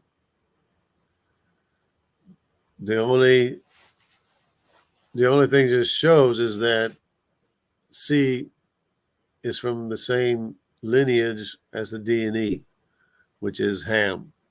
They share this marker which Ham gave to all these descendants here, but since Ham was the brother of Shem and Japheth, then the rest of the world going this way shares the marker as well. But when it comes to the CF means C and F, which means only C and F, which is F and the rest of the world going from left to right. So mysteriously, the C population shares this marker with F, G, H, I, J, K, L, M, N, O, P, Q, R, S, and T. But D and E do not have it. So that's how they connect the Hamitic population with the Semitic population. And then when it goes from the Semitic population to the Eurasian population, which is K, L, M, N, O, P, Q, R, S, and T, they have this IJK marker. This IJK marker is a marker that's shared with I and J. Remember I is 170, and the Judaic Davidic populations are M172. I'm 170. The other one's M172. Of course, since there's M, the J, the entire J population has M304. Well, anyways, you have this IJ here, which I know to be Arpachshad because these are the Danites over here. These are the Arabic populations over here. Cohen modal haplotype is here. Descendants of David are here. The J2, David and Solomon. The house of David is here. Whereas this is the house of Nimrod. C is the house of Nimrod, goes over all over the world. The J2 is the house of David, J2 M172. That's the house of David and Solomon, which is a very large population in itself, but they have IJ connected to the Eurasian population by way of this marker here, IJKM52, 523, whatever. IJK 523 is shared by I and J and K, which means K, elemental PQ, RS, and T. That's how they're connected. That's how the Eurasian population is connected to the Semitic population. Now, how's that possible? Well, you have to root the tree in the oldest brother, the oldest son of Noah, which is Japheth. You have to root the tree in Japheth. That same root that's over there where the Neanderthals are supposed to connect that don't connect. The Neanderthals connect right here to this root of this tree, which is Eurasian. That's why Eurasians have more in common with Neanderthals anyways to begin with. But it just makes more sense, and that's why they don't share nearly as much DNA with the African population, because they're a Eurasian population that went extinct. So Neanderthals are connected right here to a common ancestor with the Eurasians. So Eurasians have this M9 marker, which they all share. But of course, the Semitic population, none of the Semitic populations have this KM9 marker. So what's happening here? Of course, they rooted the tree with A instead of K. They should have started the tree over here with the oldest population, oldest lineage, which is the Eurasian population, which is the oldest brother of the three brothers that are the sons of Noah, which is Japheth. So if you have to root it with the oldest brother, because that would be the most original genome. So the descendants of Japheth started out with the most original genome. So in this most original genome, being the oldest brother, then that means that the oldest son of Shem, which is Arpachshad, could have shared this marker here with his uncle Japheth, because Shem and Japheth are brothers, right? So that means Shem could have had this marker in common with his brother Japheth when Arpachshad was born, right? So Arpachshad got this IJK marker and passed it on to his descendants, including myself. And what happened somehow when Elam was born, Elam no longer had this marker that Shem had when Arpachshad was born. Somehow the marker got lost to Elam. But Elam has this marker, the M5578, is called the HIJK. that he had in common with Arpachshad, with his uncle Japheth. So his uncle Japheth has this marker. His older brother Arpachshad has this marker. But his younger brother Asher doesn't have his marker anymore. Didn't get his marker because he's a younger brother. Okay, so same thing happened here. Asher has this marker here that his older brother Elam has, and his older brother Arpachshad has, and his uncle Japheth has, which is then lost to Aram and Lud. Okay. Then we have this CF right here, this marker here of Nimrod. Nimrod has this marker that he shares with the entire Semitic population and the entire Eurasian population. So Nimrod, being in the area as well by chance, because he was a king of Mesopotamia, he never went to Africa. All his descendants went everywhere except Africa. They went into Europe, they went into Asia, they went all the way to Australia, where the C4 Aborigines are, descendants, direct descendants of Nimrod. Of course, having mixed with probably autosomally descendants of the D population, which would be the Sinite population, and other populations as well that may have been lost as well. But at any rate, there's a lot of autosomal information being shared in the South Pacific, and but the Y chromosome remains as the major population in Australia, which is a C4. But anyways, Nimrod, being the oldest son of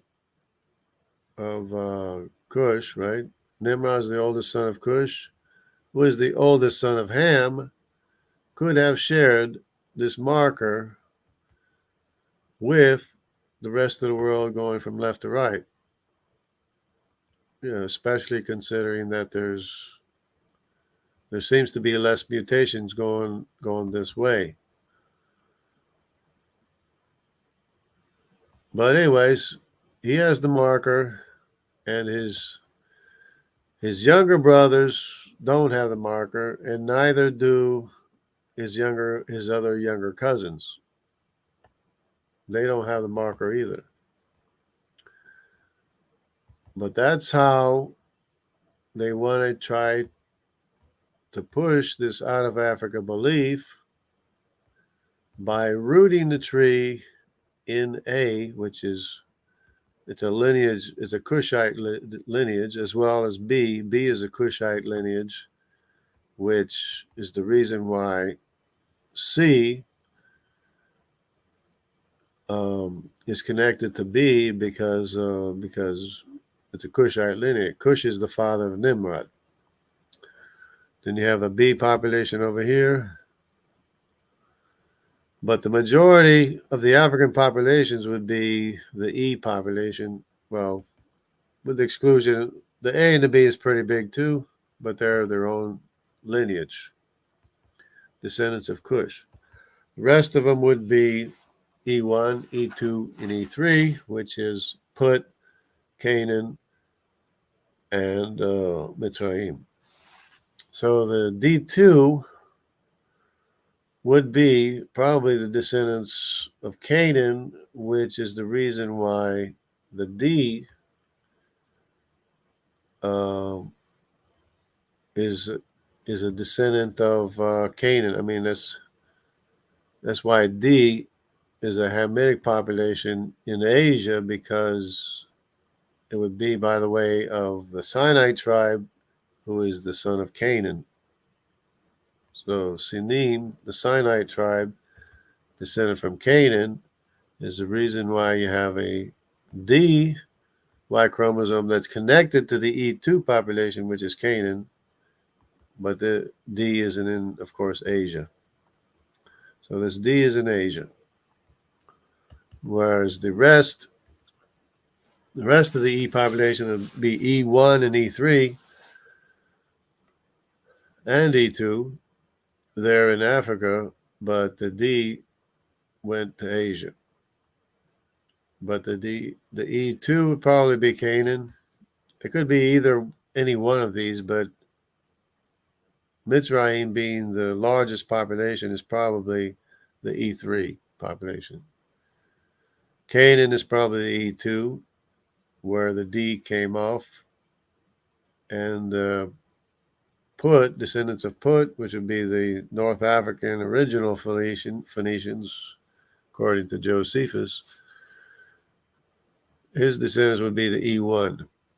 So the E1 are descendants of Put, E2 descendants of Canaan, from which branched off the D Sinite tribe from Canaan that went all the way to Asia, through Asia, South Asia, China, northern China, all the way to the Jomon people, Paleo-Siberians, all the way to Japan, and were eventually displaced by the O haplogroup descendants of Magog. But the original population in China, which is called Sinim, from the Sinite tribe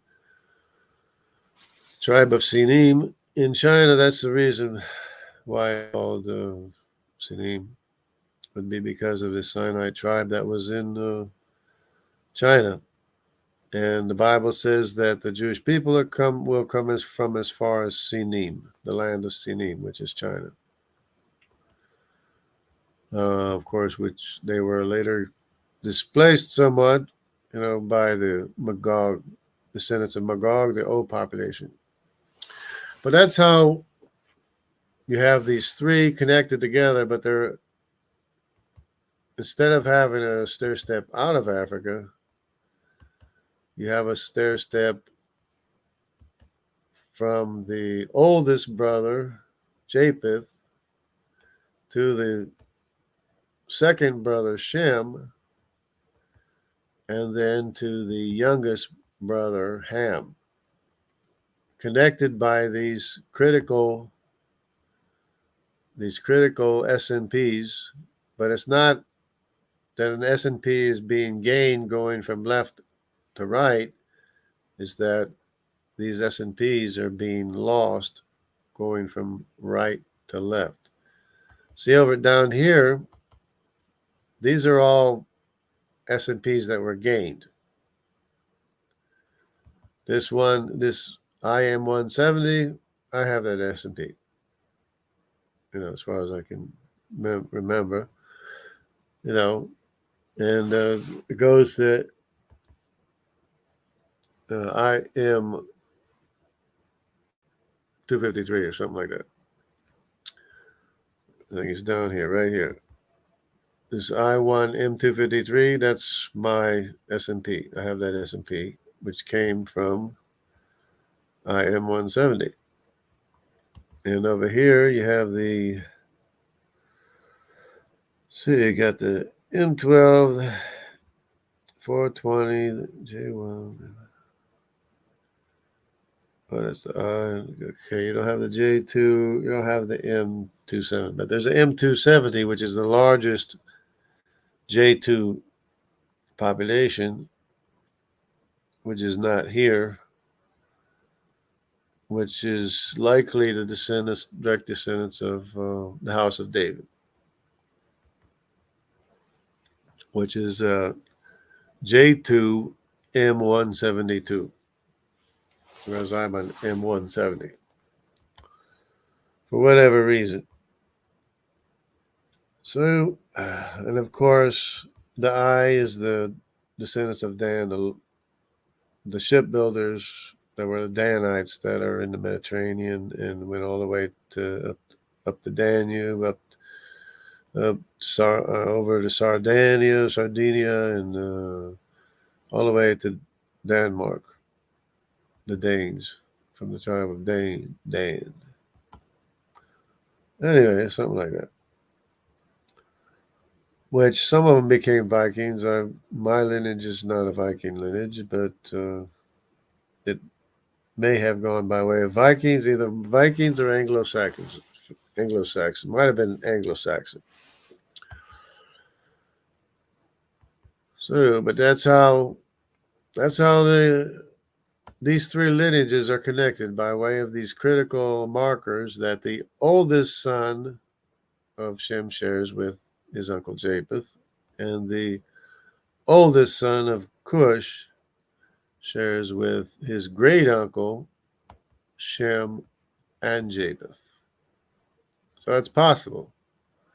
But if they rooted the tree in Japheth, you would have all the convincing evidence that you would need. There was a stair step down from the oldest brother of Japheth through Shem to the youngest son, the less original genome, the youngest son, Ham. So the most original genome is Japheth, whether good, bad, right, or wrong, or whatever. The most original genome that everyone shared is rooted in the oldest brother, Japheth.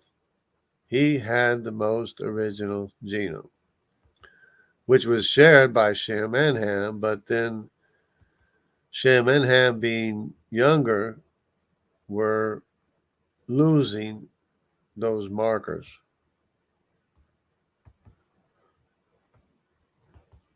And if you had the root of the tree in the oldest son, you would have a lot more markers, proving the stair step from the oldest brother through the second brother to the youngest brother.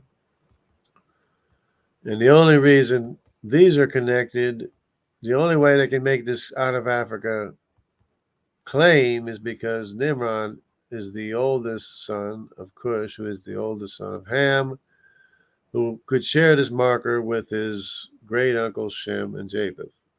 That's the only connection that they have here between the Hamitic population and the other populations. And the same thing here. The only connection they have is with the oldest son, Arpachshad, that connects to his uncle Japheth, because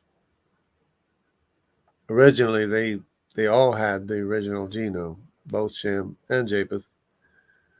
But then when these other sons are being born, somehow they're losing, they no longer have these markers. Elam doesn't share this marker here. Asher doesn't have this marker here that they used to all have. Arpachshad has, Elam has, and the descendants of Japheth have, but somehow Asher doesn't have, nor any of his descendants.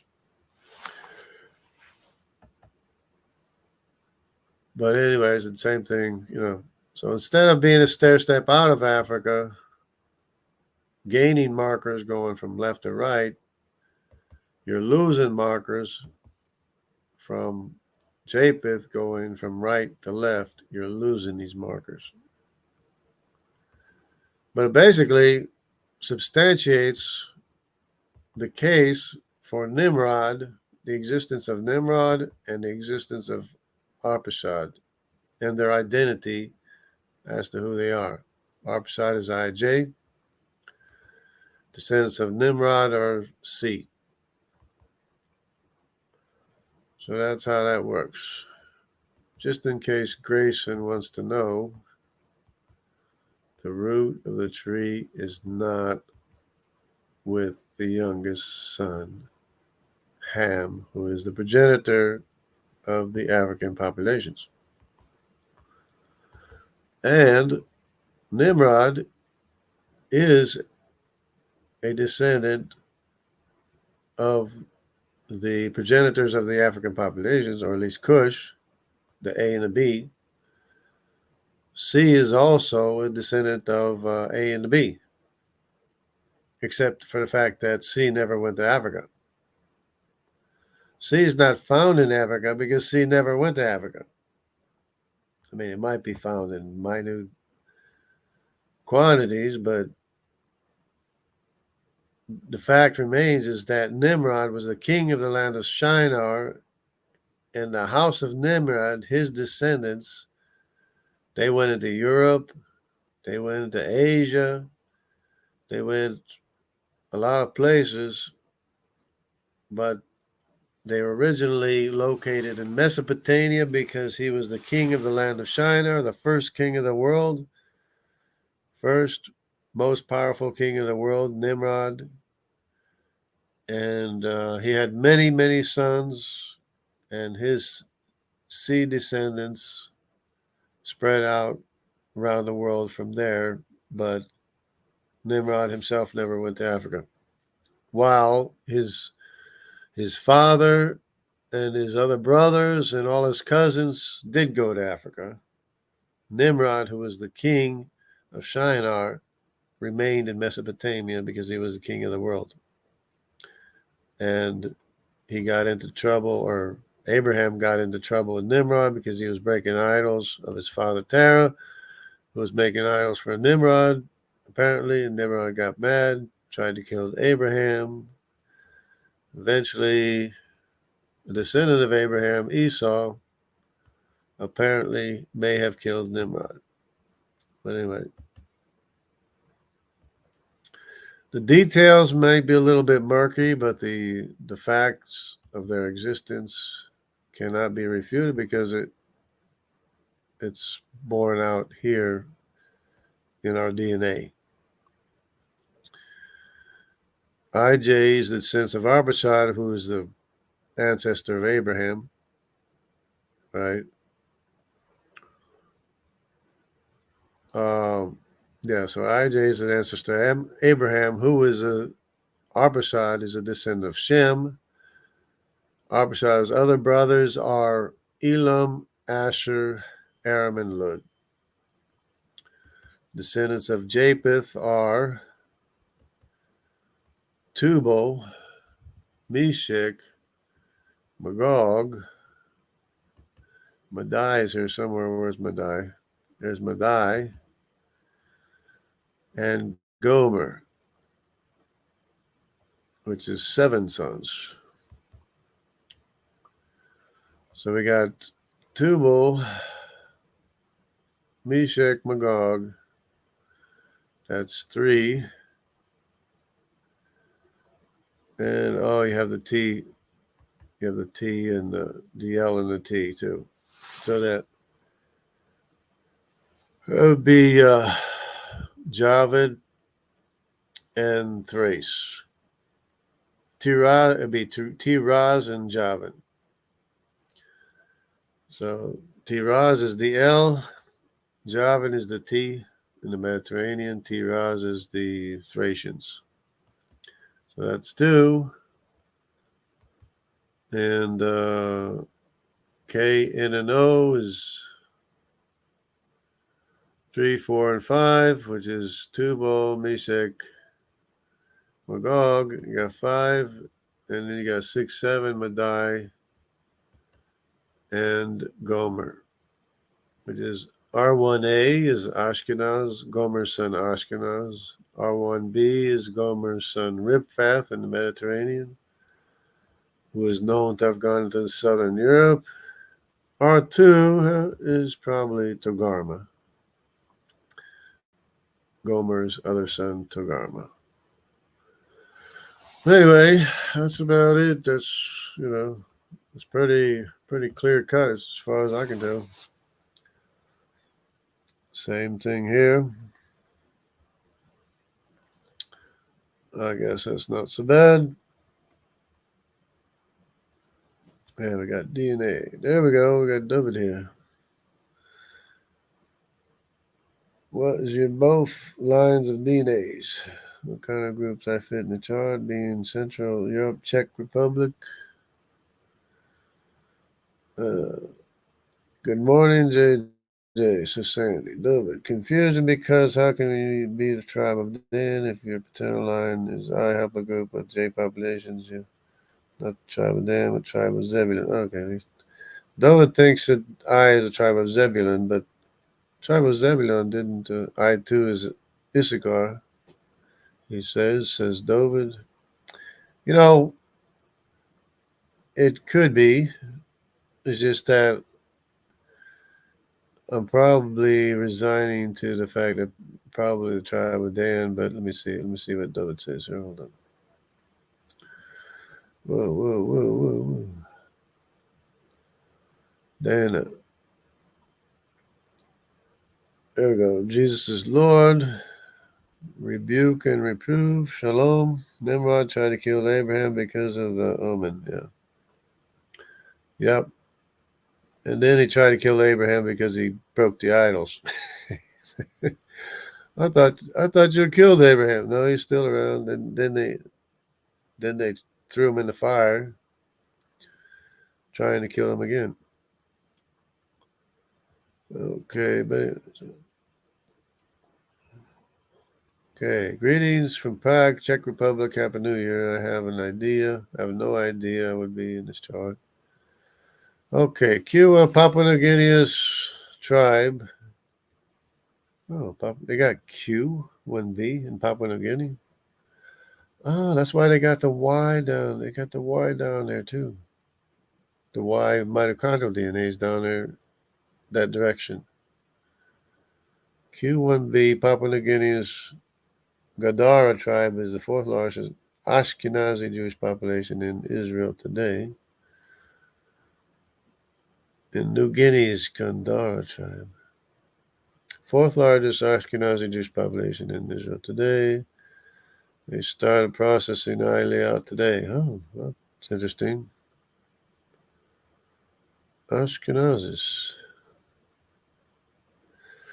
Well, there is a Q in the Jewish population. Does have Q.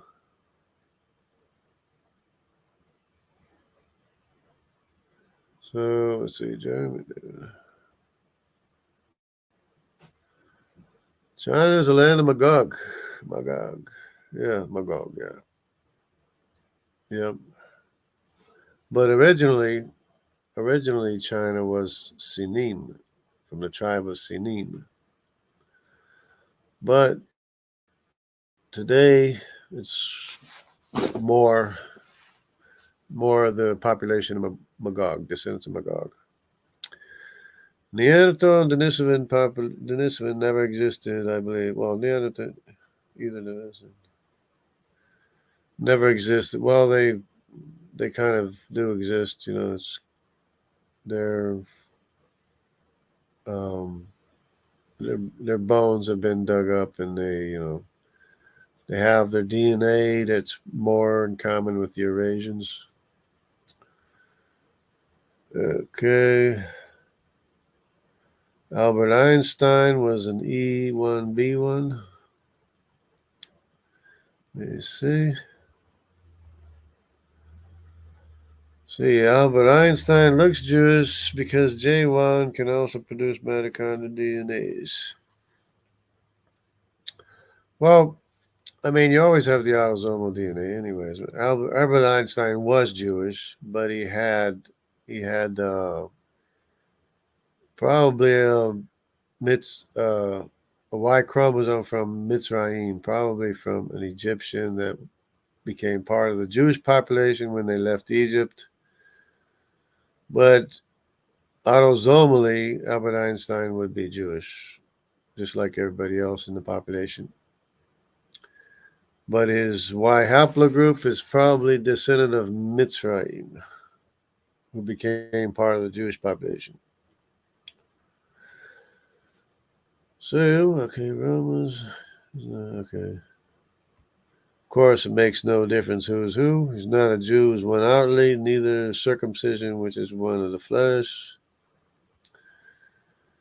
But a Jew is one inwardly. Circumcision is that of the heart and the spirit, and not the letter, whose praise is not of men, but of God. Yep.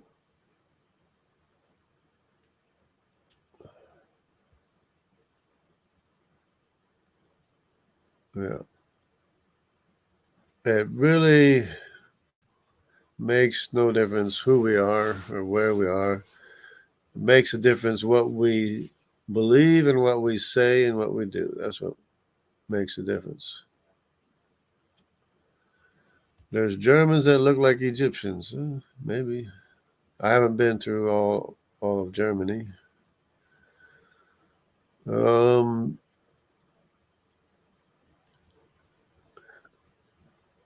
Let me see. Why are there E haplotypes in Samaritan populations? Samaritan populations are. I thought they were half Jewish and half something else from the Aramean or whatever it was. But it's possible for them to have E, 2% E, which isn't very much. 2% E isn't a whole lot, really. Compared because the E population and the E in the Jewish population today is more like 14-15%, something like that. So they're called gypsies in Germany. Well, Samaritan population. I mean, it's a Semitic population. A lot of gypsies even have the Judaic Y chromosome as well as the Elamite Y chromosome. It's a Semitic population, basically. Semitic. Most gypsies are basically Semitic populations. Of course, depending on where they go, they probably get some other autosomal DNA as well. Okay, we got N1B is my grandfather from my father's lineage, who is a tribe of Viscount. Okay, N1B. What is it? N? We got.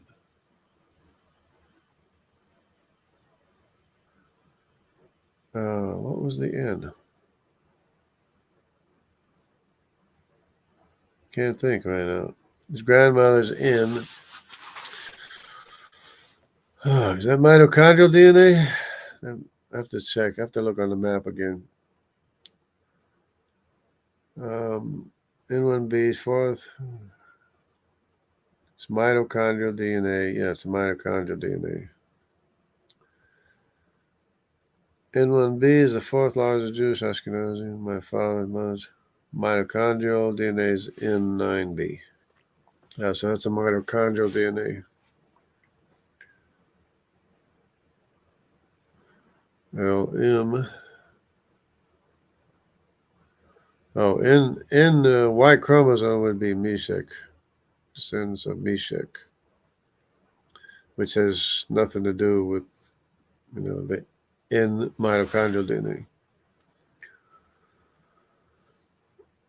But that's interesting. That would be good. That's good to know. This is good to know because we can then maybe follow some of the Jewish mitochondrial DNA lineages, which I haven't been able to do yet. So that's good to know. N1B and the N9B. Yeah, that's good to know. So now I can keep that in mind when I'm tracing mitochondrial lineages and see who is who. But it's interesting that what David said about the Q. Now, if that's the Q, if it's a QY chromosome, I have to verify that whether it's a QY chromosome. But anyways, if the QY chromosome is in New Guinea, that would explain how the Y got to Australia in that area. The Y mitochondrial DNA. Okay, I need to talk to Dover because I need to know where he's getting this information from. The I1 being Zebulun. I mean, it could be. I mean, as far as I know, I was thinking it was Dan. I2 is Issachar, Zebulun. I don't know what happened to Dan. What happened to Dan then? Zebulun, Issachar. Well, Yeah, but we need some good information to verify that, because as far as I know, Dan was the shipbuilders. They're the first ones to separate from Israel. That's why they're so far removed from the lineage, I guess. But J1 is Levi, Simeon. J2 is Reuben and Judah. Okay, Reuben and Judah. J1 is Levi, of course, Levi, because of the J1 modal haplotype is J1P58. J2 is Reuben and Judah. I1 Zebulun. I2 Issachar. That's interesting, but I would like to be able to verify that. I'd like to,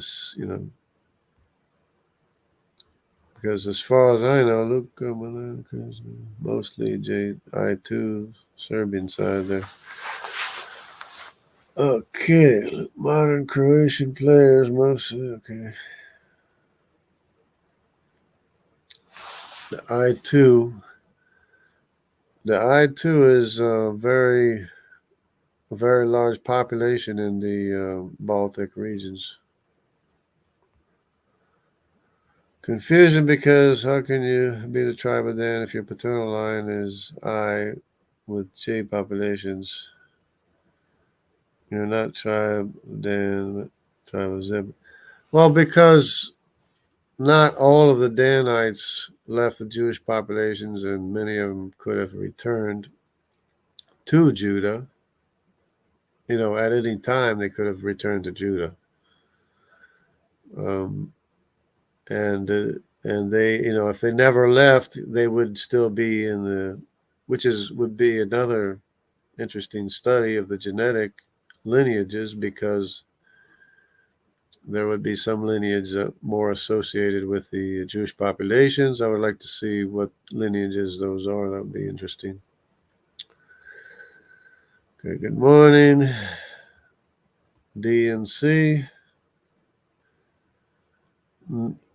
DNC never was in Africa. 3 Nigerian publics surprisingly had D.O. paternal lines, yet you cannot claim D is African. Well, D would be a Canaanite tribe, so it's not African. Yet cannot claim D as okay. D2, DO, Bantu Delta State Nigerians. Okay. Yeah, they would be probably other lineages of the Sinite descendants of Canaan, because they would be associated or linked to the E2 populations. The E2 populations being Canaan probably might also have some D2 populations as well, because they're the Sinites from Sinai. The Sinites, they went. Some of them went to Asia. Some of them went to Africa, apparently. Ethiopian populations, which their populations separated between Eretz Israel and the Dan tribe, rejects the conflict between Philistines, fled north. How could it be Ethiopian population being in NW Northwest? Fled north. I think that the I basically went through, well, I mean, they went north, but they went through the Mediterranean as well. They pretty much went through the Mediterranean, but the I-1, I think, went north. The I-1. But this is a good question. These are good questions, because I was basically resigned to being from the tribe of Dan, because they're the ones that first left the land of Israel, and their population in the Jewish population is very, very small. It's like 1%, 2% of the the Jewish populations that remain, that stay I-1. But it's, if there's evidence of them being other tribes, that would be fine. That would be okay. But still, there are Danites. There are known Danites that went into Europe and stuff. And they have to be represented somewhere.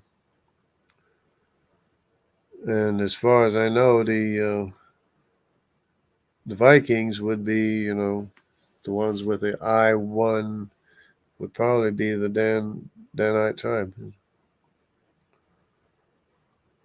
Okay, Ethiopian populations, which their population separated between Eretz Yisrael and the Dan tribe, reject conflict between the Philistines.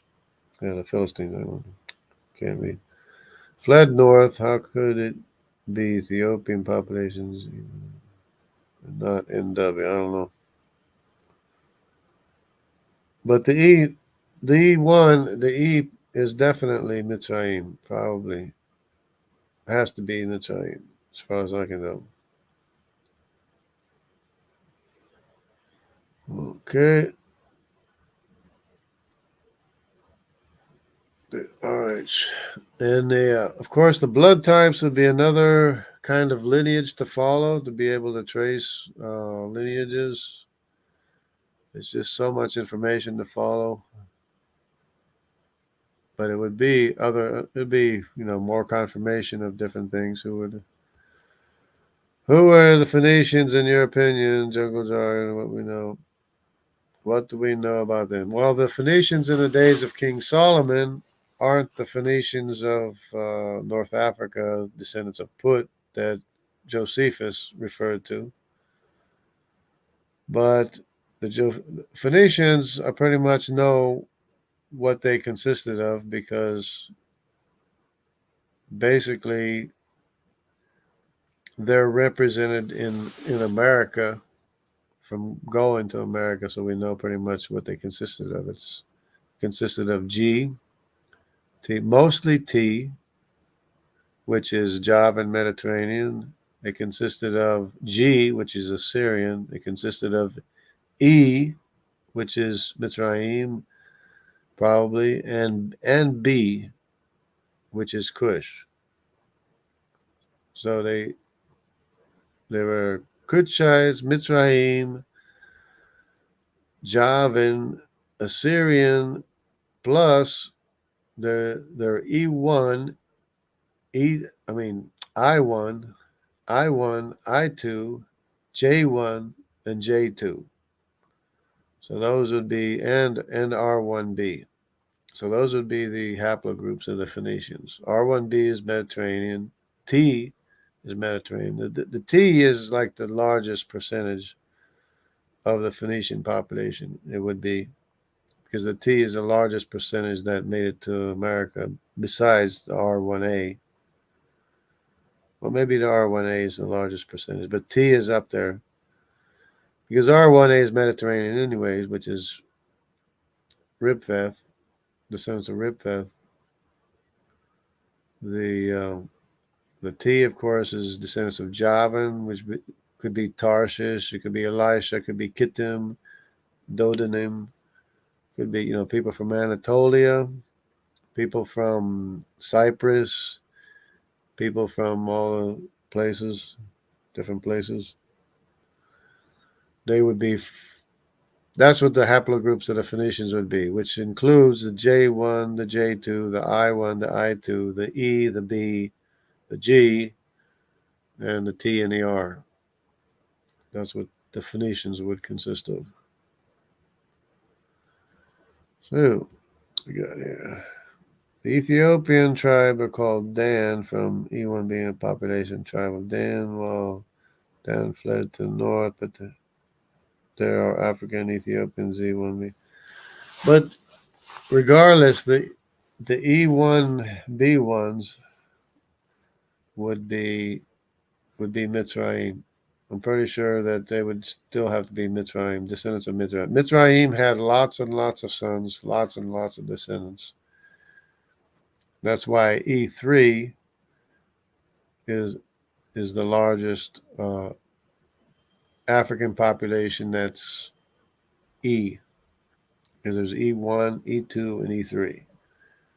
If E1 is Put, descendants of Put, E2 is the descendants of Canaan, then E3 would be descendants of Mitzrayim, and A and B would be descendants of Cush.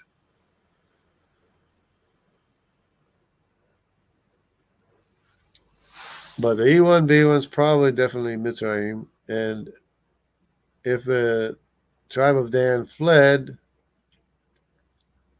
to the north,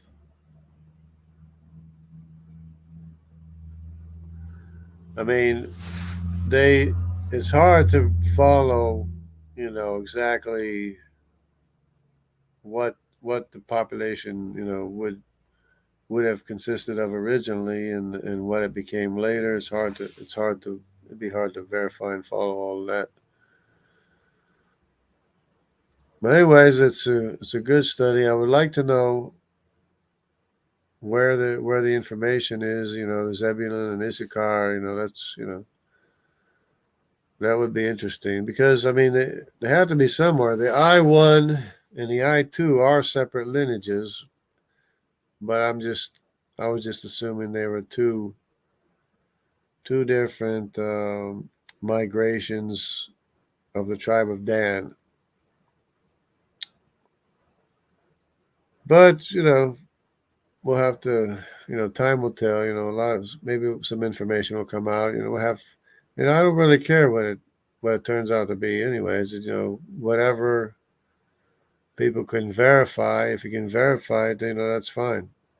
But they are definitely, descendants of Judah, or not Judah. What am I saying? They're descendants of Israel. So the I, regardless, are descendants of Israel, because because of the history of the tribes of Israel. Regardless of who they are, they're tribes of Israel somewhere. Nubians from the Sudans are J1, ancient Nubian population. Yeah, that would be possibly Arabic, or one of the tribes of Israel, Nubians from Sudan. Well, yeah, uh, there are Jewish populations in Sudan, as a matter of fact, who are observant Jewish populations, who still identify as Jewish populations in Sudan. I know someone personally. I know somebody from Sudan who is Jewish, from Sudan, southern Sudan. So that could be a Jewish population. It could be a tribe of Israel. Very, very likely.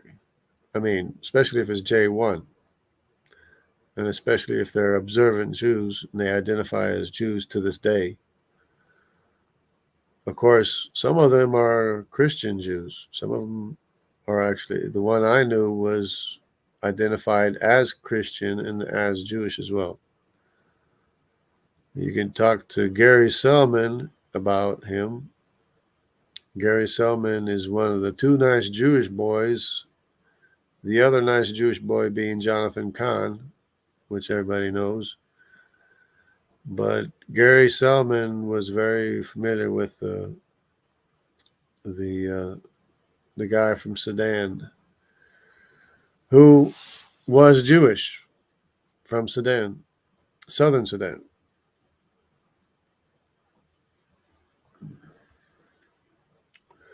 Okay, when I have the RHO negative, what am I? I was told my blood type is rare. I can give my blood, save the life of everyone, yet I can only receive my O negative to be saved. Yeah, O negative. Okay, O negative. RH, O negative.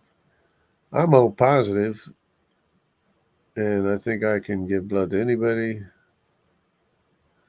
might be able to take blood from anybody. But I don't know about O negative though. Not too familiar with that.